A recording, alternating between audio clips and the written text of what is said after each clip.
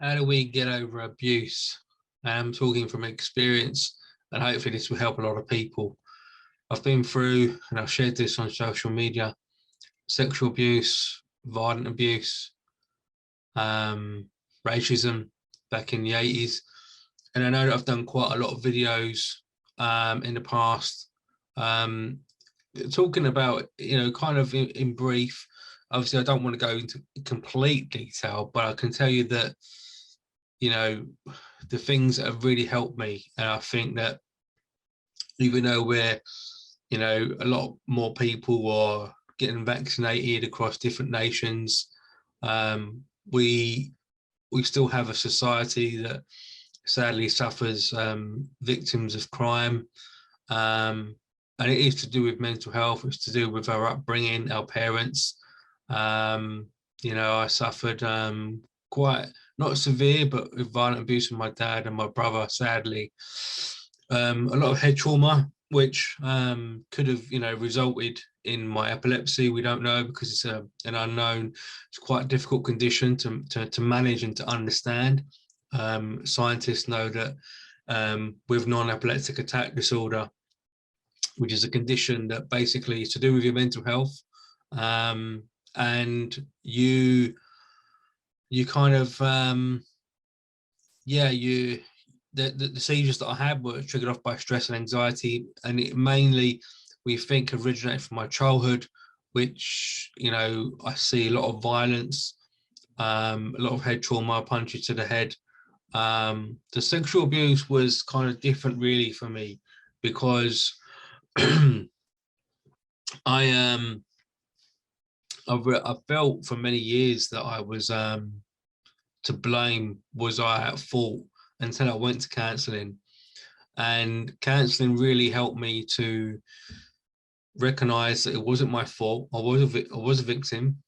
I was only about 10 or 12, I can't quite remember, around about 12, I think. And it happened in church, sadly. It took me away from God at the time. I'm a Christian now. I didn't give my life to Jesus then. I'm not to be too religious, but it was hard for me coming back into church, obviously, for a lot of reasons. Trust I think when you've been abused, whatever form, and I've been through lots as stated, the trust element goes, and I find relationships very hard. And I've been single for a long time.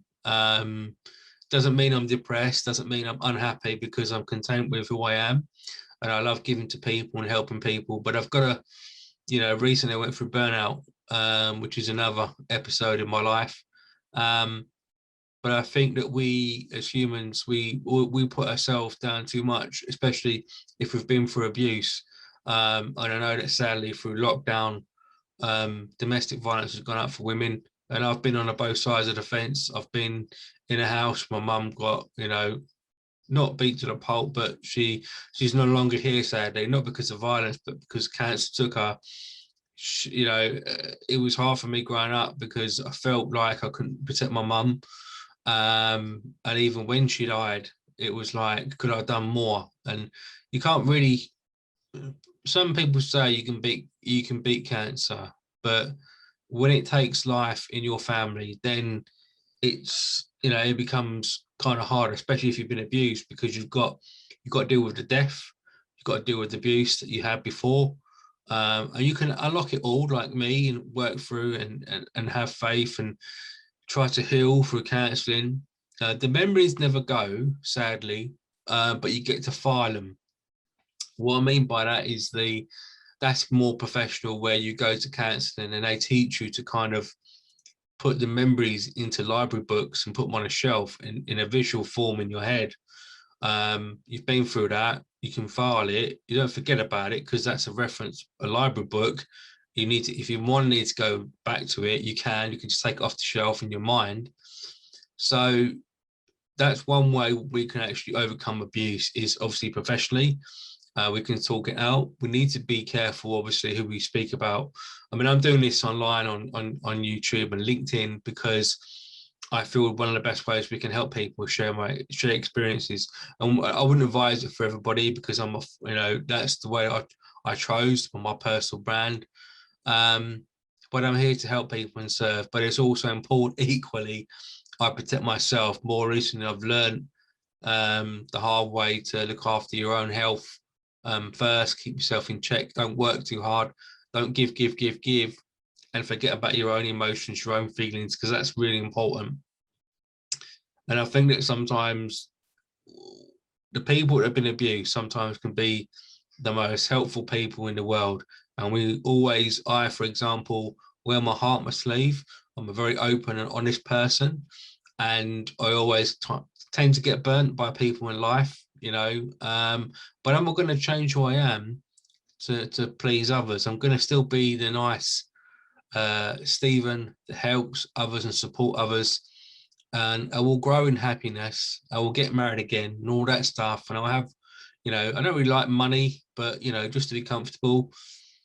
But I just wanted to share some thoughts of wisdom after watching a big preacher in America, Joyce Meyer. She's wonderful. One of her more recent podcast shows, which is quite interesting. And it was talking about imposter syndrome. I've done some research around this a little bit, but there isn't really much out there that I can find that really concretes the opinion we have in our head. Why do we always, some of us, I think all of us feel at one stage of my life, especially those that have been abused, why am I here? I shouldn't be here. Like, not, it's, you're in a job position, you're being promoted, that kind of feeling. But why am I, even if you're married to someone that you love, why am I in this relationship? He loves me, why I don't deserve you. And I think we all go through so many different emotions, more so now in this day and era than kind of 20, 30, 50 years ago, 100 years ago. The world is a scary place, that's for sure. And when you become a victim of crime or abuse, whether it be domestic abuse, or you've gone for a serious, horrendous attack, a physical attack, it takes you never really heal in one sense, but you do on another, because you can. What I've learned is you can definitely rise over the abuse, and you can actually become a better person, because even though you've been burnt, inside emotionally in your head, and you're working through stuff, you might be suffering panic attacks. For me, it was epilepsy for 5 years. I've not had a seizure now in over it, almost a year and a half, which is amazing. But the trauma is still there in the brain.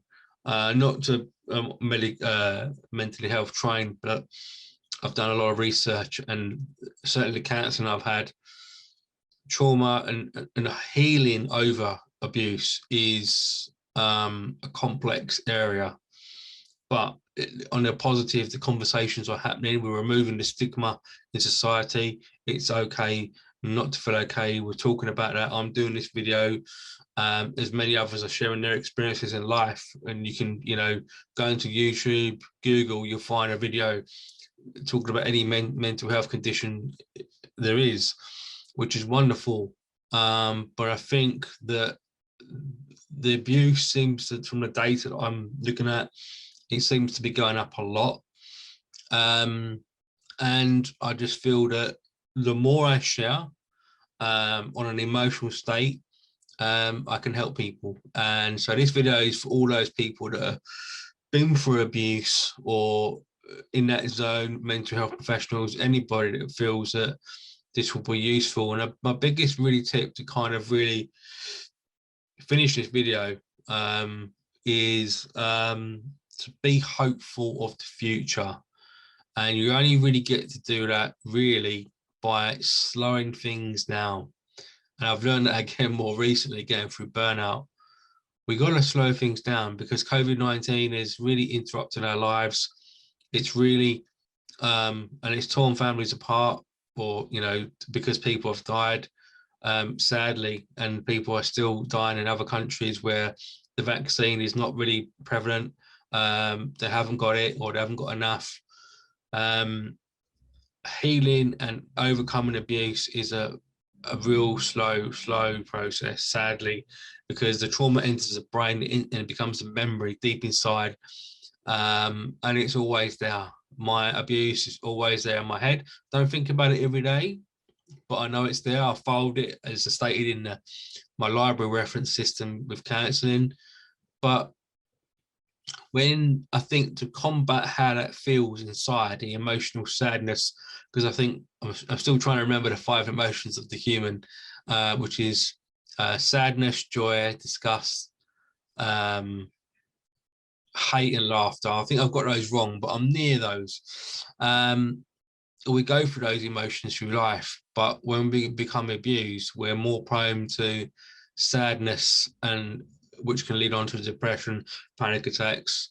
And our brains are quite, from what I know, quite weak in a sense, and we can overcome things, we can walk through, we can climb Mount Everest, but our emotional state stays in the way that we feel and how we think, and we can change how we think through watching, I don't know, a video like this and saying, you know, Steve got through that. He seems, you know, quite on top of things. I have my bad days. I miss my mum. You know, she died 3 years ago. I miss her terribly. But I know that if she was alive now, she would be proud of me to fight on. She'll be a bit very skeptical of me sharing my story to everybody online, but you know, we've all got our ways that we want to help people, and that's the beauty, I think, for me. The more we help others and share our story, if we feel comfortable doing that, that's important. We do rise above, and we do kind of build a winning connection to our purpose in life, because a lot of people, I think, from my analysis, when they go through depression, it's I don't have a purpose, and they actually, if they attempt to take their own life, it's I'm better not here. I didn't want to bother you. I feel ashamed. Those kind of feelings. But if we rise up to the fact that we recognize we are important, and we sometimes we just don't realize the potential we have to help others. We've all got a story, and whether we share that story or not, for the abuse that we've been through, we've still got skills that we can help and learn more skills to help others and become the person that we need to become in society for our happiness, and for whether you believe in God, or whether you have faith, or whether you're a karma person, you believe in spiritual, or whether you don't have any belief, you just want to be happy. And I think that's important, because there's so much a divide going on with, sadly, and I think that all lives matter. Black Lives Matter movement is fantastic, what they're doing, but is it really grabbing onto unity and looking at all races and all religions?